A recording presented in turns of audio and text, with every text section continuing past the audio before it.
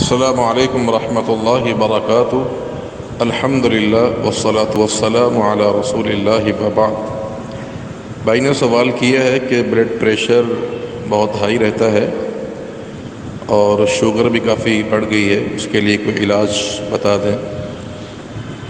اس کا جواب یہ ہے کہ شوگر کا علاج یہ ہے کہ آپ روزانہ چلتے پھرتے ہوئے سورہ یونس کی تلاوت کریں۔ یہ بہترین ایک مجرب روحانی نسخہ ہے، علاج ہے شوگر کے مریض کے لیے کہ چہل قدمی کرتے ہوئے سورہ یونس کی تلاوت کی جائے۔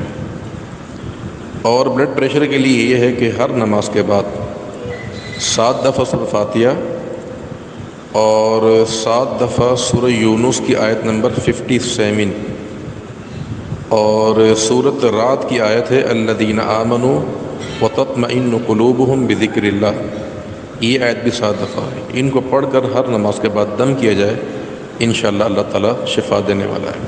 السلام علیکم ورحمۃ اللہ وبرکاتہ۔